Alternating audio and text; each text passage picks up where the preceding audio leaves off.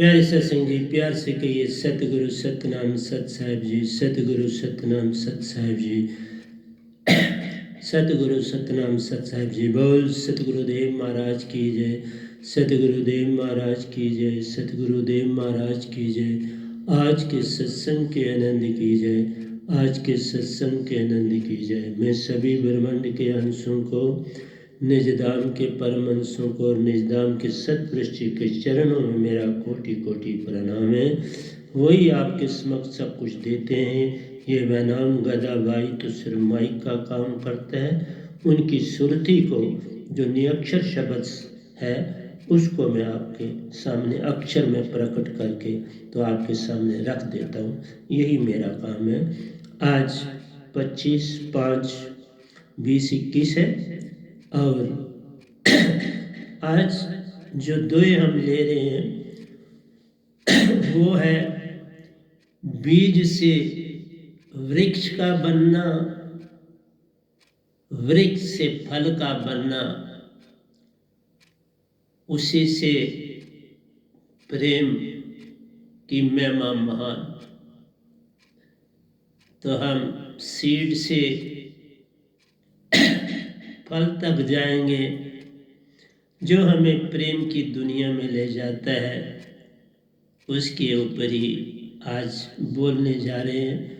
जो दोहे मैं आज ले रहा हूँ वो 211 से लेके 219 तक मैं जाऊंगा। तो प्यारी सत्संग जी,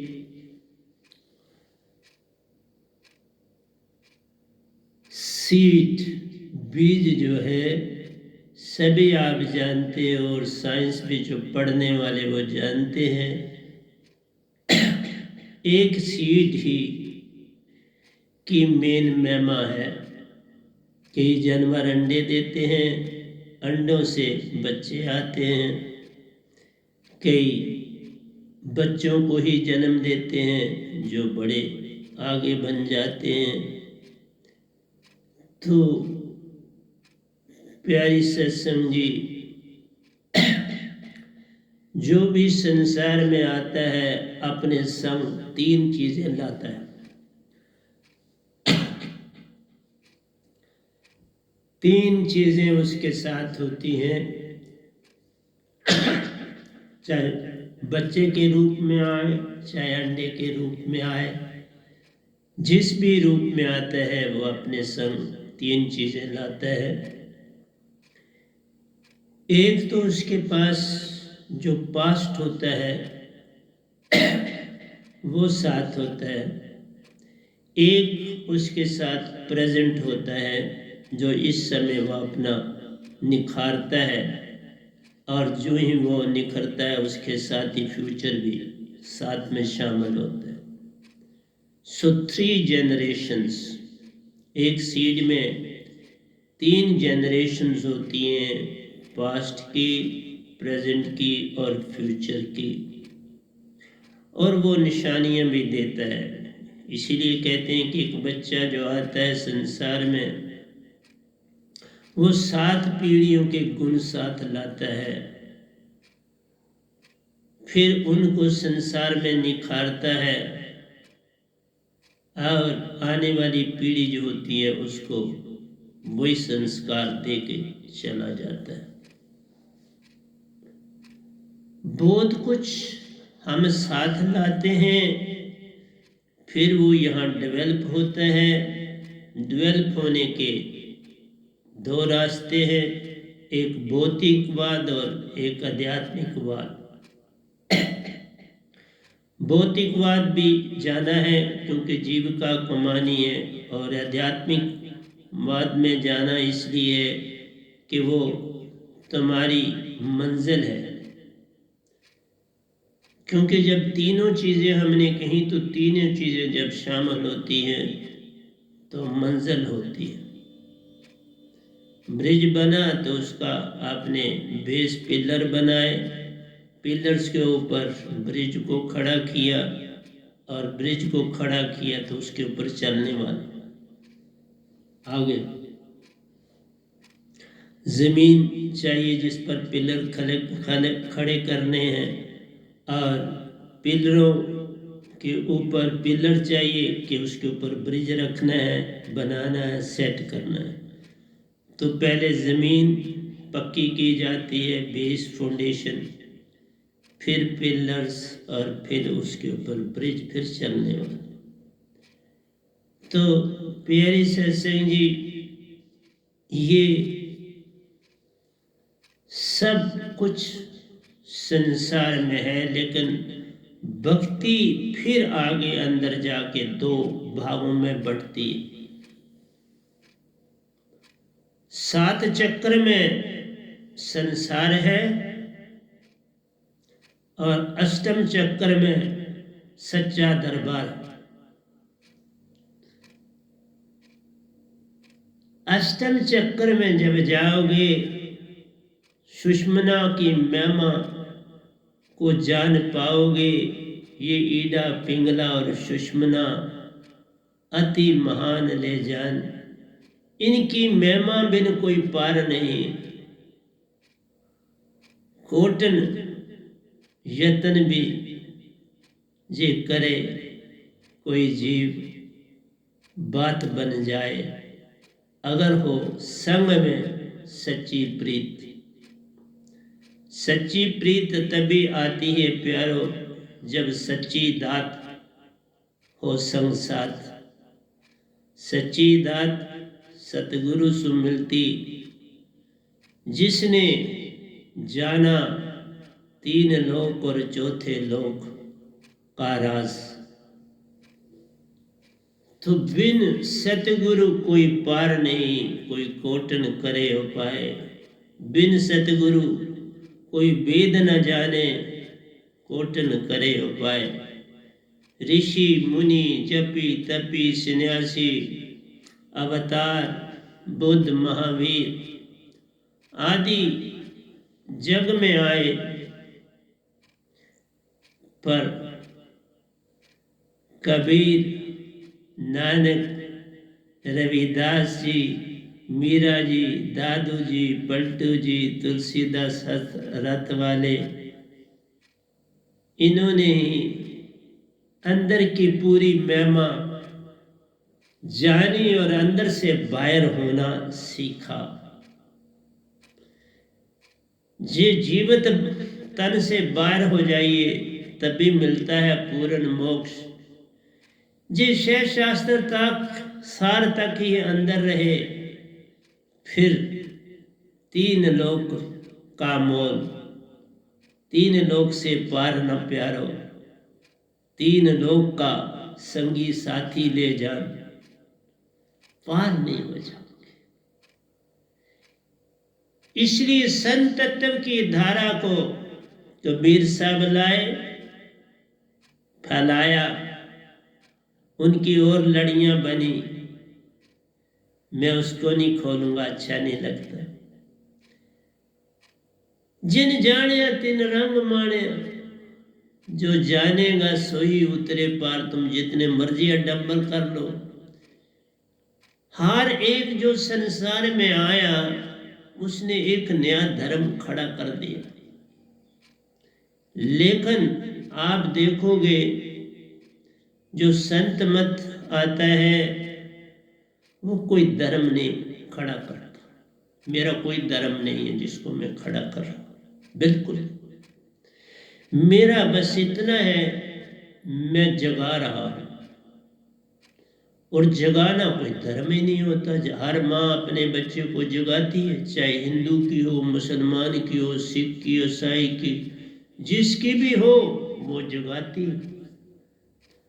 फिर आप तक है, उसे टोपी पहना दो, उसे तिलक लगा दो, उसे पगड़ी पहना दो, उसके गले में क्रॉस डाल दो, उसको बौद्ध बना दो, उसको जैनी बना दो, उसको हिंदू बना दो, मुसलमान बना दो, सिख बना दो, ईसाई बना दो। ये है तुम्हारा काम।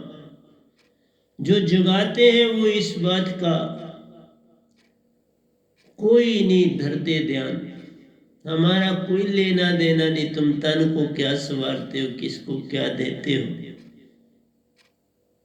संत जो आता सुरती को जगाता, सुरती को चेतन बनाता, मन माया से पार कराता, सुरती ही सुरती हर ओर दिखाता, उसी सुरती से प्रेम जगाता। प्रेम प्रतिपक्ष करना या होना बड़ा दूर की बात है। संसार ने प्रेम को पूरा जाना ही नहीं, किसी ने नहीं जाना। स्वाय मैंने बोला कबीर साहब, रविदास जी, बाबा नानक जी, मीरा जी, दादू जी, तुलसीदास जी, पलटू जी, इन्होंने सत्य जाना। बाकी जितने हुए उन्होंने शास्त्र सार तक की अपना आखिरी सफर जाना। उसके आगे कोई रास्ता नहीं मिला ना, ये तो बात है। बिन सतगुरु कोई पावे नहीं, कोई कोटन करे उपाय। ये जो अष्टम चक्कर है, सूरत कमल चक्कर सतगुरु का, ये बिना सतगुरु के नहीं होता, मिलता ही नहीं। ये काम यतन से न होई, सतगुरु कृपा पावे कोई कोई।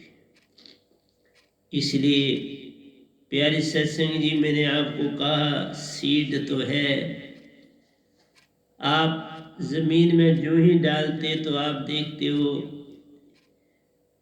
उसके दो हिस्से होते हैं सीड के। बेसिकली जैसे दो किडनी होते हैं, इस तरह उसके दो किडनी टाइप हिस्से होते हैं। उनके बीच, दो हिस्सों के बीच में से वो जहाँ जुड़े होते हैं, वहाँ से एक हिस्सा रूट बनता है और एक हिस्सा शूट बनता है। और जो उसका कवर होता है, ये कवर ही मन है। ये कवर जो है मन का तन, जहां तन है वहां मन है। तन और मन का जोड़ है, लेकिन इसी में नहीं, वो अंदर भी है। लेकिन सबसे पहली सीढ़ी के उसने अंदर के सीट को पकड़ के रखा है, संभाल के रखा है, ये उसका तन है। जब बीज फूटता है तो ये तन आहिस्ता आहिस्ता अलग हो जाता है। जब रूट और शूट बनती है, जड़ और तने के भाग बनते हैं, तो ये छूट जाता है, अलग हो जाता है, गिर जाता है। जब रूट एंड शूट बनना शुरू होती है तो बात याद रखना, जो ही डेवलपमेंट होती है उसमें मन का भी प्रवेश है और सुरती का भी प्रवेश। 5 तत्व काम कर रहे हैं ताकि उसके अंदर 5 तत्व जो हैं वो मन के अंग हैं, वो काम करना शुरू कर देते हैं। बाहर से शुरू करते हैं और वो अंदर बनाते जाते हैं। 5 चीजें उसमें आती जाती हैं। कोई लकड़ी का पीस आप ले लो, उसमें 5 तत्व मौजूद है। कोई गीली लकड़ी लो ले, उसमें भी 5 तत्व मौजूद है। दरख्त से लगी हुई टहनी हो, उसमें 5 तत्व मौजूद है।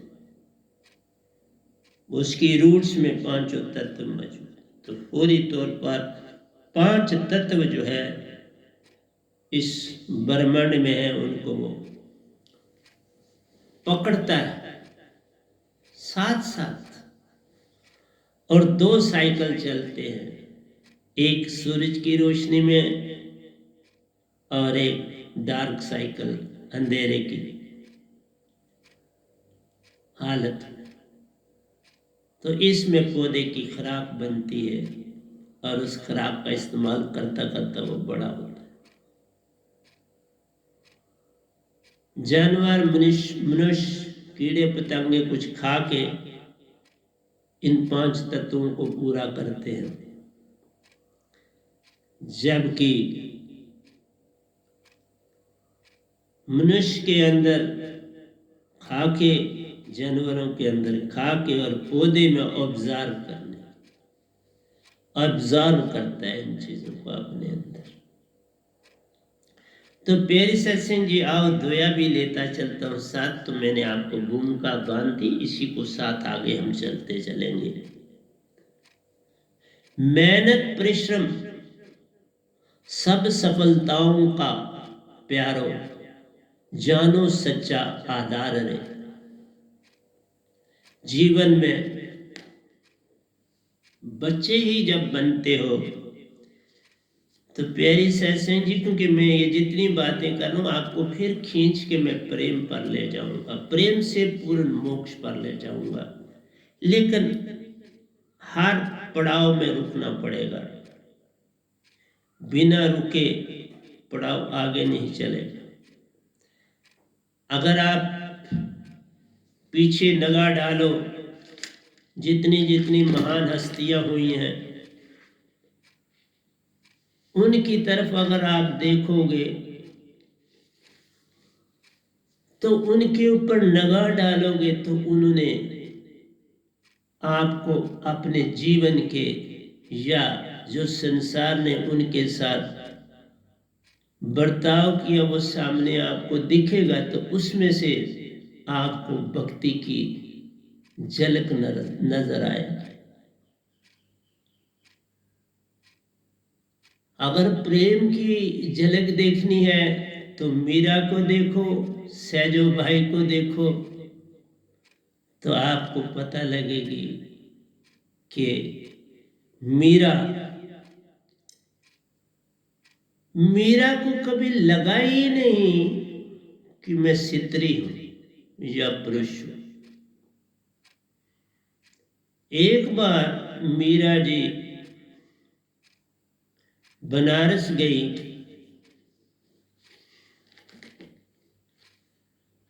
वहां उनको पता लगा कि यहाँ एक मंदिर है,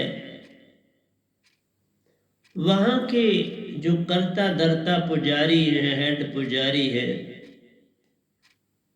उनको पहले नहीं पता था। तो वो पहुंच गई उस मंदिर के शिवालय में। बहुत बड़ा मंदिर था, बड़े वहां आश्रम में रहने के स्थान थे, सब कुछ बड़ा अच्छा था। तो मीरा ने कहा, वहां जो कोई मिला उनको उस मंदिर के पास, तो उससे पूछा कि बाबा जो यहाँ के पुजारी, हेड पुजारी है, उनसे मुझे मिलना है। उसने तो पहले ही कह दिया कि वो किसी स्त्री से नहीं मिलते। मीरा को बोलो वो किसी स्त्री से नहीं मिलते हैं, तो आप चली जाएं, वो मिलेंगे नहीं।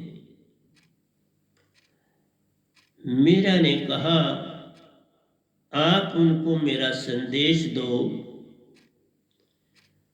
कि वो आया है जो न स्त्री है न पुरुष है, वो एक प्रेम का संदेश अपने साथ लाया है, और यही बात मैंने उनसे पूछनी है कि वो किसको स्त्री समझते हैं। वो गया अंदर, उसके लिए भी बड़ा अजीब बात थी। गया अंदर तो बोला, वो सन्यासी थे, अभी जवान थे और तेज था उनके चेहरे पर, और उसने उनको संदेश दिया कि बाहर कोई आया है। उसने नहीं कहा कोई स्त्री आई है, कौन आया, बाहर कोई आया है, और उसने कहा कि मैं न स्त्री हूं न मैं पुरुष हूं, मैं एक प्रेम की डोर हूं, वो आपसे मिलना चाह रहा। वो आए बाहर आए तो जब देखा कि उसने तो स्त्रियों के कपड़े पहने हुए हैं, जो भी उसकी वेशभूषा है वो तो स्त्रियों वाली है। तो उन्होंने कहा सीधा ही कि देखो, मैं किसी स्त्री से नहीं मिलता, इसलिए आप चली जाओ, मैं नहीं मिलता। मीरा ने कहा, आपको स्त्री और पुरुष में भेद दिखता है? मुझे तो आप न स्त्री दिखते हो न पुरुष दिखते हो। मंदिर के पुजारी हो, मंदिर का पुजारी कैसे कोई स्त्री हो सकता है और पुरुष हो सकता है?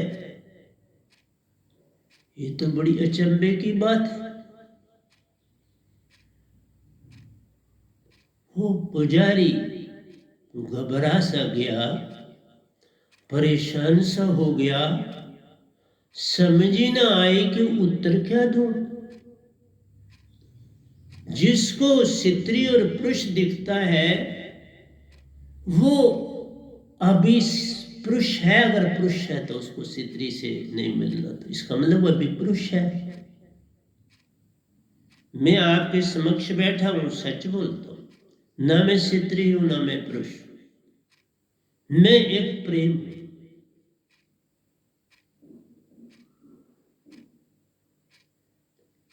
ये पहली सीढ़ी होती है आपकी। मैं आऊंगा ना का आहिस्ता आहिस्ता ही प्रेम का कुछ एकदम थोड़ा बोला और फेंका नहीं है साहब, ये बोला और फेंकने वाली बात नहीं होती है। इन चीजों को देने में समय लगता है, इनको बिठाना पड़ता है। तुम सुनने वाले स्त्री और पुरुष अपने आप को जानते, इसलिए पल्ले कुछ नहीं पड़ता। आप साधक जब हो जाओ फिर तुम ना स्त्री रहने चाहिए ना पुरुष रहने चाहिए। और मैक्सिमम समय इसके लिए जो होता है वो 8 साल मेरे मुताबिक, मैं किसी की बात, 8 साल के साधकता के बाद ना कोई स्त्री रह जाती है ना पुरुष रह जाता है, अगर उसने सच्चे सतगुरु को जान लिया। फिर उसके पास विकार की एक पैसे की भी बू नहीं होती है, एक पैसे की भी तड़प नहीं होती है, एक पैसे की भी कोई शिकायत नहीं होती है, एक पैसे का कोई लोभ लालसा नहीं होती है। फिर ना वो स्त्री दिखती है ना पुरुष दिखता। तो मीरा वहां से चली आई, वो तो घबरा गया और बैठ गया वहां। और मीरा के आने के बाद तो वो परेशान हुआ। उसने कहा, इतना जीवन तो मैंने व्यर्थ कर दिया कि मुझे ये लगता रहा कि मैं पुरुष हूं और मुझे स्त्री से नहीं मिलना। आइए, मैं यहीं नहीं रुकता। सहज भाई चरणदास जी की शिष्या थी, वो कहती है, गुरु हरि दोनों खड़े, दोनों में किसको सराहूं किसको नहराऊं। कहती है, मैं ना देखूं हरि को ना फेंकूं दृष्टि अपनी, मेरे को मेरे सतगुरु चाहिए जिनकी सुरती में सुरती रहती अपने। मुझे क्या लेना है हरि से, मुझे तो अपना गुरु चाहिए। हरि को न निहारूं सतगुरु निहारूं, हरि तज डारूं।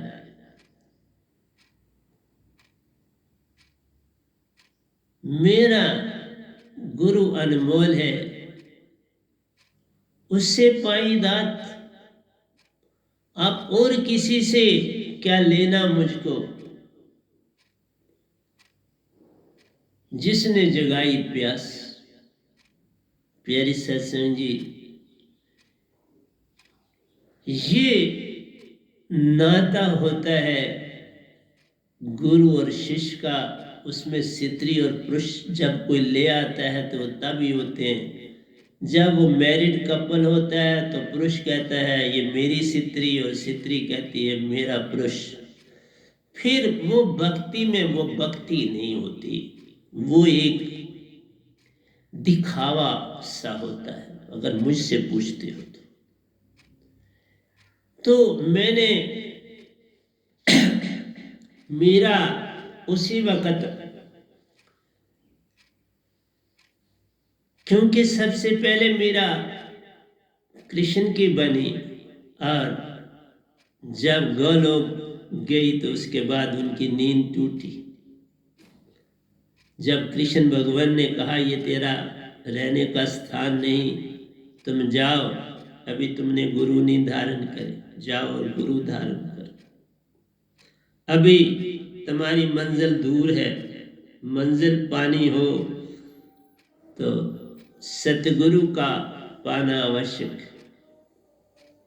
तो ये मैंने आगे की बात करी हुई है मीरा की, वो रिपीट नहीं करूंगा। अब मैं आपके पास आता हूं मंसूर अली के साथ।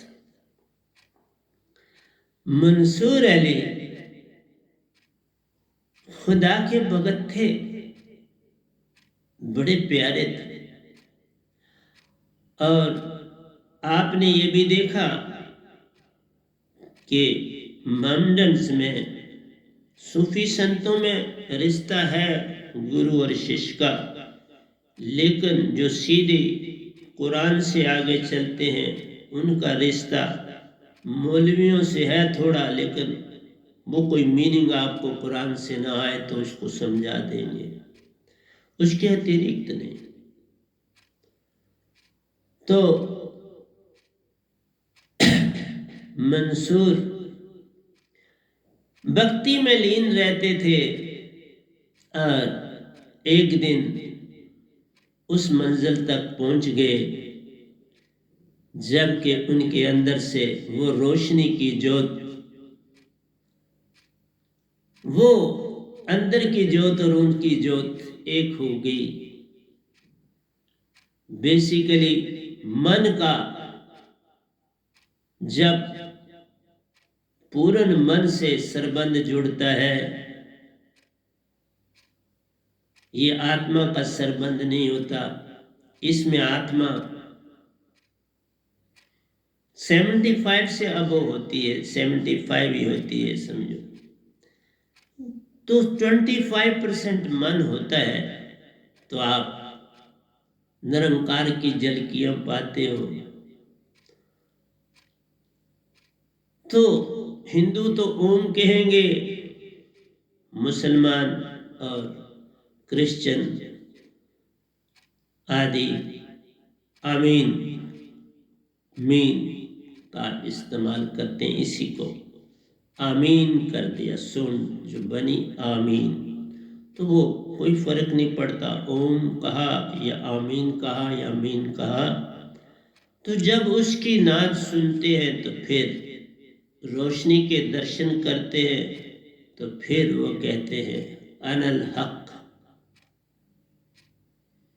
मैं भी खुदा हो गया। तो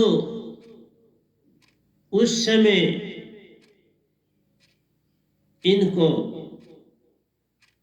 कोई मान देने के बजाय कि इसने अपने आप को कहा मैं खुदा हो गया, तो वो हजरत मोहम्मद साहब के बिना कोई और हो नहीं सकता जो ऐसा वर्ड इस्तेमाल करे, तो इसलिए इसको सजा मिलेगी। तो मंसूर के अंगों को काटा गया, टांग को काटा गया, हाथों की उंगलियों को काटा गया। जब उनकी टांग को काटा गया तो उन्होंने, जैसे मुसलमानों में होता है कि नमाज से पहले वज़ू करते हैं, अपने 5 अंगों को, चेहरे को, कोहनी तक के बाजुओं को, नी तक अपने दोनों पाँव को धोते हैं और उसके बाद ये वज़ू करना होता है और उसके बाद नमाज पढ़ते हैं। तो मंसूर ने जब उसकी टांग काटी गई तो उन्होंने जो खून को अपने दोनों हाथों से मला तो कहा कि मैं वज़ू कर रहा हूँ। यही असली वज़ू खून से होता है, पानी से नहीं होता। तो आज मैंने असली वज़ू कर लिया, खून से कर लिया। फिर उनकी एक एक उंगली काटी गई। तब भी उन्होंने कहा, अल्लाह मैं जीत गया और तू हार गया। मैं इसलिए जीत गया कि मैंने अपने आप को खुद बलि वेदी पे चढ़ा दिया, मैं तैयार हो गया, लेकिन जो मैंने कहा उससे वापस नहीं हुआ। तूने तो लाख कोशिश की कि मैं अपनी ज़बान को बदल दूं, लेकिन मैंने नहीं बदली क्योंकि मैं सच पर था। इसी तरह हसन हुआ भगत, वो रोज चला जाता था खुदा के दरबार में, मस्जिद में, और वहां बैठ के तो अपनी भक्ति में लीन हो जाता था। कोई रोटी मिल जाती थी तो खा लेता था, ना मिली तो चुप रहता था। बैठा रहा। वहां राबिया भी आती थी, वो उसको देखती थी, रोज बैठे हुए उसको देखती थी और अपना काम करके चली जाती थी। एक दिन आया कि हसन बैठा था और वो कह रहा था, मैं आया हूं, दरवाजा खोलो, दरवाजा खोलो, दरवाजा क्यों नहीं खोलते? मैं पहुंच गया हूं तेरे दरबार और दरवाजा खोल दो। उस दिन राबिया उसके पास पहुंची और उसके सर को जोर से हिलाया और कहा, दरवाजा खुला है, तू अंदर जा। इसलिए पहचान करने वाले फौरन पहचान कर लेते हैं बाबा। इसलिए मैं अपनी संगतों को कहता हूं, जिस दिन मैं कहूं कि आपने मेरा ध्यान किया और मैंने देखा, तब बात बनती है। आपके कहने से आपने मुझे देखा, बात नहीं बनती। प्रथा है, जिस प्रथा से बात होती उसी प्रथा से चलनी चाहिए। जो जो आपके विकार डलते चले जाएंगे, आप प्रेम में आगे बढ़ते जाओगे। जब तक विकार है तब तक प्रेम जो है कच्चा है, वो प्रेम नहीं, वो संसारी प्रेम। संसारी प्रेम में भी आदमी एक दूसरे के लिए, जैसे कोई दिन होता है तो आप गिफ्ट देते हैं, तो इसी तरह से जो प्रेम करने वाले होते हैं वो कुछ ना कुछ एक दूसरे को देने का बहाना ढूंढ लेते हैं, क्योंकि अब उनके अंदर अपने प्रेम को कुछ देने की बात बनती है। जैसे पुराने वक्तों में एक रिवाज था कि कोई आदमी अपने पंडित पुरोहित जी के पास गया, उनको नमस्कार करी, उनको दान दिया। तो दान के बाद पंडित या पुरोहित चाहते होते थे कि भाई आप दक्षिणा दो। दक्षिणा का मतलब होता है कि मैं बड़ा तुम्हारे पर कृपा करी है कि मैंने तुम्हारा दान ले लिया, इसके लिए तुम धन्यवाद करो, और उसके लिए धन्यवाद के लिए तुम कुछ अर्पण करो। धन्यवाद के बाद भी कुछ देना पड़ता है कि पंडित पुरोहित बड़ी कृपा करी, आपसे दान लिया, और दान के बाद आपने उनको नमस्कार किया कि ये आपके जो मेरे पर कृपा करी है, मेरे दान को कबूल किया, उसके अवश्य ये मैं आपके चरणों में निमित्त आपको पेश करता हूँ आपकी कृपा के लिए। आज वो चीजें उतनी नहीं रही, आज कम है। इस तरह प्यारे सत्संग जी, मेरा राबिया, हसन, सुकरात को ले लो। सुकरात ने भी जब कहा कि मैं भक्ति की प्रकाष्ठा में हूं, अपनी बातें सुनाई, तो जो ये पादरी मुल्ला आदि होते हैं, ये तो किसी को ऊपर जाने आगे जाने नहीं देते। तो उन्होंने सुकरात को, एथेंस की बात है, सुकरात के खिलाफ कोर्ट ने जहर का प्याला कहा ले लो, क्योंकि उनको क्रांतिकारी समझा जाता था। जजों ने उनको कहा कि अगर आप एथेंस को छोड़ देते हो, आप किसी और देश में चले जाओ, तो आपको माफी है, आपको कोई जहर नहीं दिया जाएगा।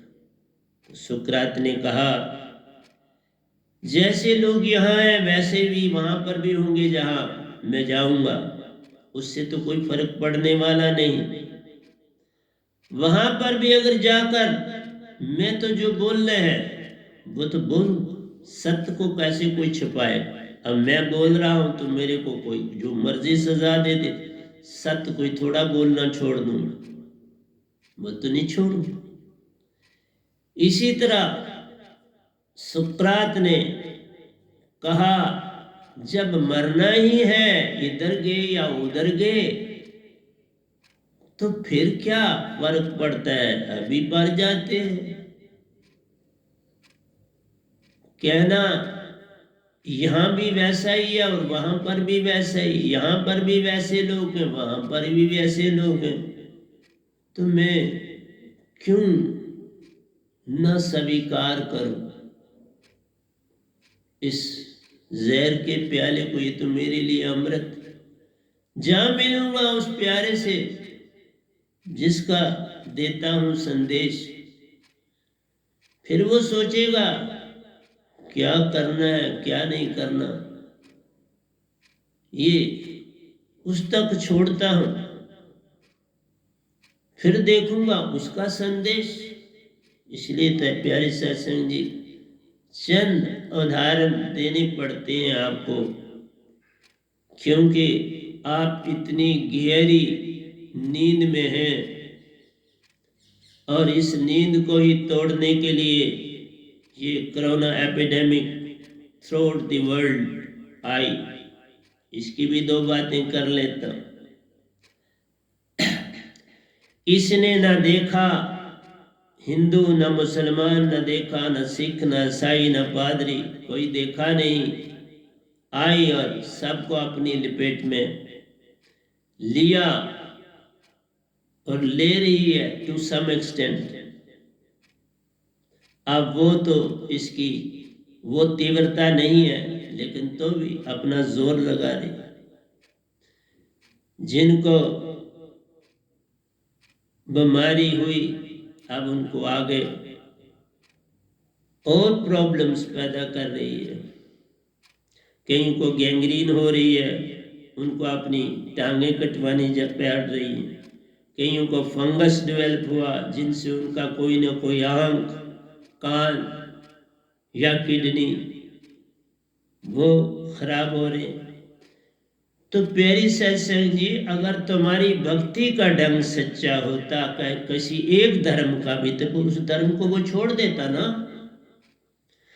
जो धर्म खराब लगता था आपकी निगाह में, तो उसको सजा देनी चाहिए थी, क्योंकि यही भगवान है जो करता है, जिसकी आप सारी पूजा करते हो। आप तो शैतान को अलहदा बनाया है, भगवान को अलहदा नहीं, एक ही है ये। इस नूर से तन मन है आया, सुरती से लेन ना देन रे। आत्म से इसका कोई लेन देन नहीं, फिर इसको जो मर्जी क्या है। इसलिए ये सोचना चाहिए कि जब उसने आप में कोई मतभेद नहीं किया इस बीमारी लगाने में, तो सोचना चाहिए सब धर्म उसी के क्रिएट किए हुए। उसने आपको बांट के रखा, और ये कोरोना बीमारी देने के बाद उसने कहा मैंने तुम्हें बांटा धोखे के लिए है, तुम एक ही हो। जिस भी धर्म में तुम्हें डाला है, तुम पूरी भक्ति की तरफ नहीं चले, तभी तो मेरे काबू में हो। स्वर्ग में जाओ तो इसके काबू में, पितर लोग एंसेस्टर्स लोग में जाओ तो इसके काबू में, देव लोगों में जाओ तो इसके काबू में, पिताल लोगों में जाओ, प्रेत योनियों में जाओ तो इसके काबू में, शून्य में जाओ तो इसके काबू में, महाशून्य में जाओ तो इसके काबू। पर महाशून्य सतपुरुष ने रचे हैं। शून्य तक 21 लोग से 14 लोग इसने बनाए, 7 लोग सतपुरुष ने बनाए। महाशून्य इसीलिए भक्ति से जा सकते हो, लेकिन निरंकार भी वहां नहीं जा सकते। वो लोग क़यामत से क़यामत तक रहते हैं, इसलिए उन लोगों में जो जाता है वो क़यामत से क़यामत तक वहां अपना सफर काटता है। इससे ये तुम्हें सोचना चाहिए कि तुम जो एक दूसरे के ऊपर लंछन लगा रहे हो कि एक धर्म मेरा अच्छा तो दूसरे का बुरा, इस कोरोना ने कह दिया सब बराबर हो और सभी गलती पर, सभी बराबर हो और सभी गलती पर हो। क्यों? कि तुमने अपने परम पिता जहां से आत्मा आई तुमने नहीं जाना। इसलिए ये ऐसी आपदाएं 100 साल के बाद, हर 100 साल के बाद रिपीट होगी, क्योंकि ये पीरियड जिसमें दुर्विचार, बुरे कर्म, धोखाधड़ी हर धर्म में आ जाता है, कोई अंतर नहीं किसी में। अगर आप खुद निगाह डालो, सिर्फ अंतर आपके विश्वास में है कि मेरा ये ग्रंथ है और मेरा ये ग्रंथ है। मैं मंदिर जाता हूँ, वो ये गुरुद्वारे जाता है, ये मस्जिद जाता है, ये गिरजाघर में जाता है। मंदिर से गुजरते हो, हिंदू है तो सर झुका के गुजरता है, मुसलमान चले तो सिर उठा के चलता है। जब मुसलमान मस्जिद के पास से गुजरता है तो वो सर झुका के चलता है और हिंदू सर उठा के चलता है। जब गुरुद्वारे आता है तो सिख सर झुका के चलता है और इवन हिंदू भी वहां सर झुका के चलता है, लेकिन मुस्लिम या ईसाई सर उठा के चलता है। हम एक दूसरे का कोई भाव नहीं समझ पाते, इसलिए एक नूर तो सब जगह उपज जाए। अब लिखते हो तो यहाँ थोड़ी सी गलती हो जाती है। यहाँ से जो इन 3 लोग में जो उपजा है वो आपका तन और मन,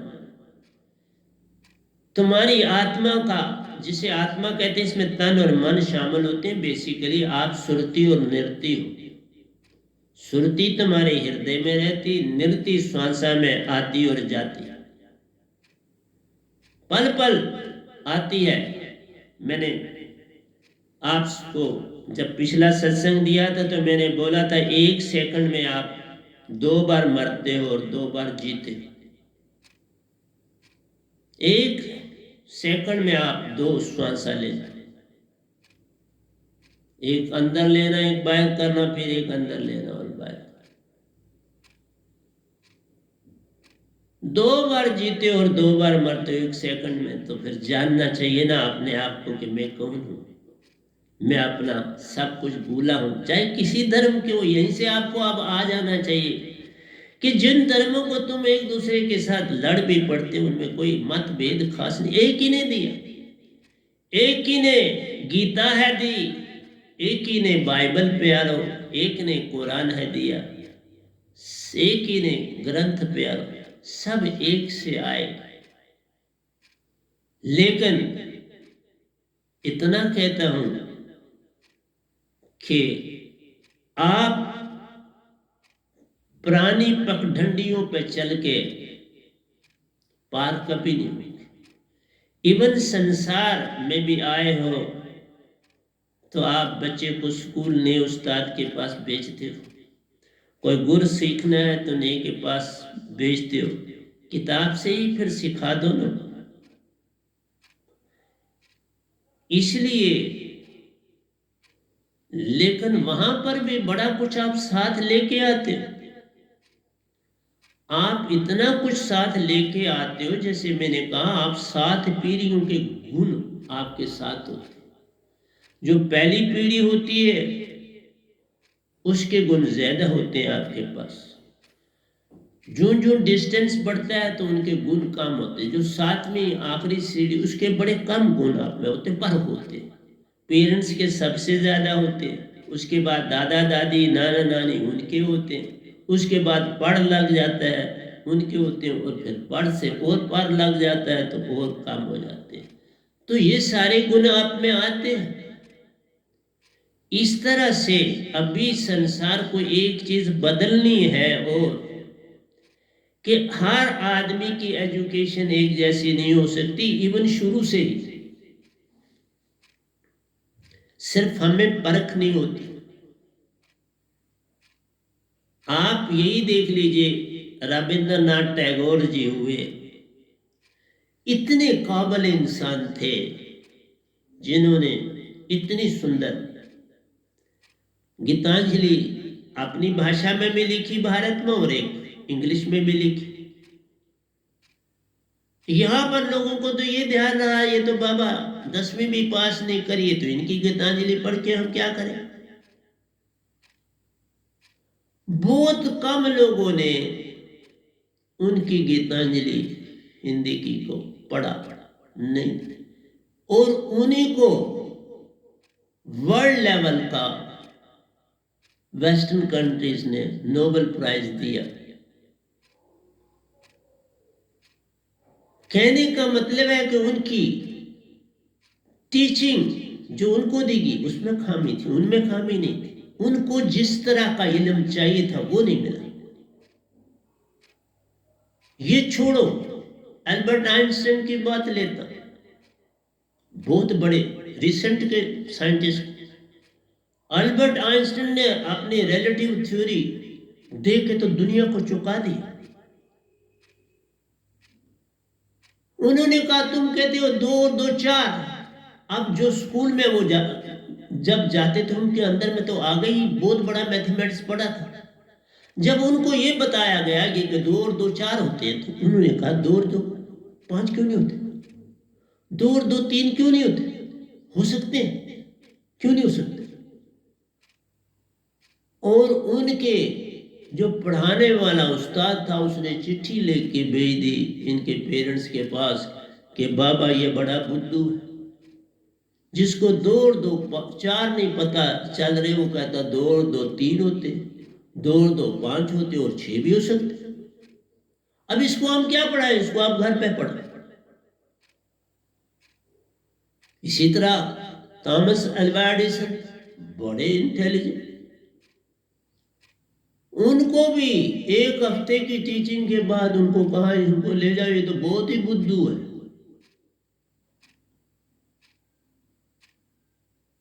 इसे भी पढ़ाया नहीं जा सकता। आप औरों की बात छोड़ो, प्रेजेंट के वक्त की हमारे जो क्रिकेट के माने हुए महारथी हैं तेंदुलकर जी, वो भी मैट्रिक पास नहीं, क्योंकि उनका टैलेंट कहां था जरा देखो, कितना नाम रोशन किया पूरी दुनिया। अगर वही और पहले मिलता उनको, जिसमें हमारी रुचि होती है वो डिफरेंट होती है। हर इंसान कुछ लेके आया, अगर उसके मुताबिक उसकी एजुकेशन हो जाए तो वो इतना लाभ संसार को दे सकता है जिसका कोई अंदाज नहीं। थॉमस अल्वा एडिसन के फादर जहां पर काम करते थे, जिस फैक्ट्री में, वो अपने काम से फारिग हुए तो फादर से मिलने के तो देखे वो लेटे हुए आराम से। पूछा क्या बात है, कहने लगे कि बिजली जो है वो मोटर नहीं चल रही है, अब वो पिकअप नहीं कर रही, 5 हॉर्स पावर की थी, अब वो नहीं उठा रही। तो मैं बैठ गया, उन्होंने कहा ठीक आप आराम करो और मैं देखता। गए, देखा सुना सब, और कुछ देर के बाद आए और मोटर चालू करके, फादर ने देखा मोटर चल गई। तूने क्या किया?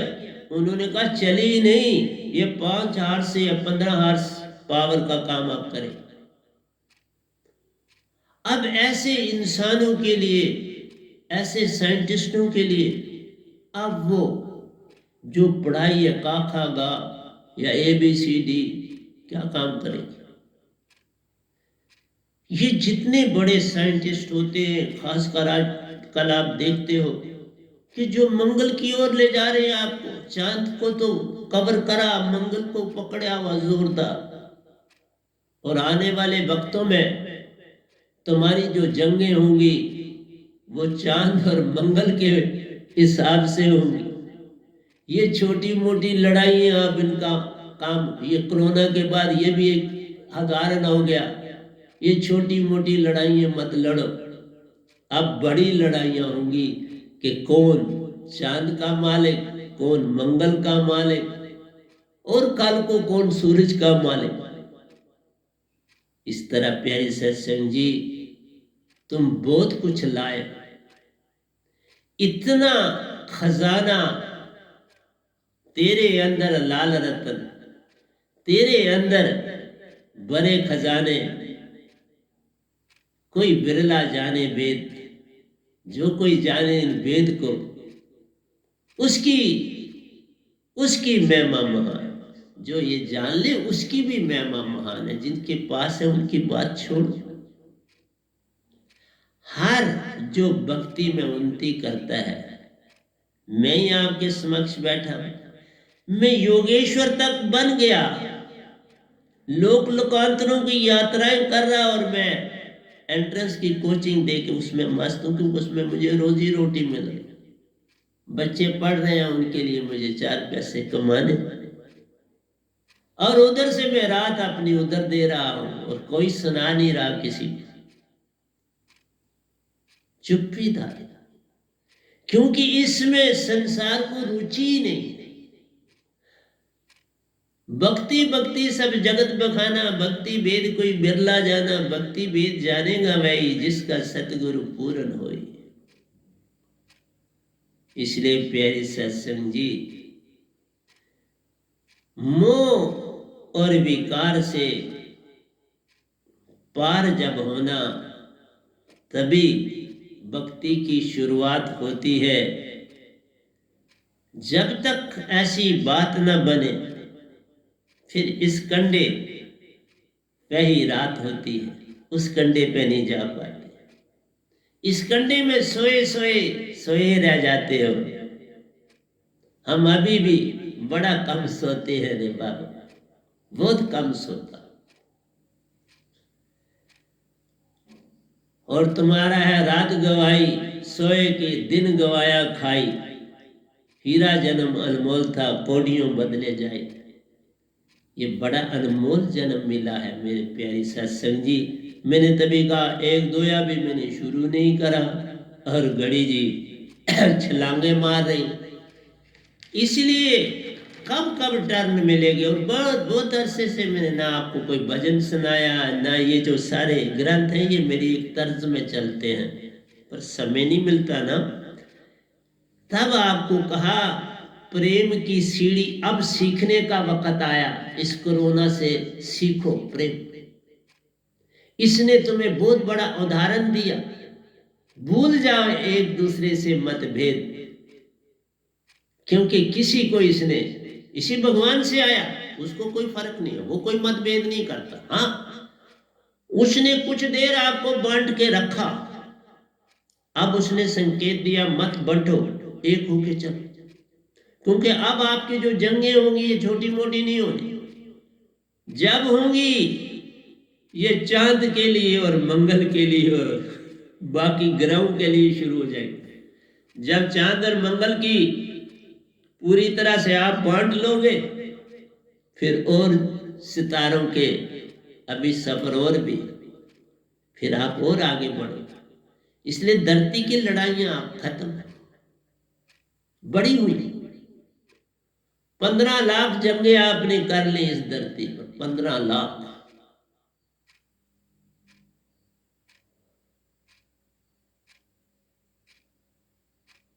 इसलिए इस भारत को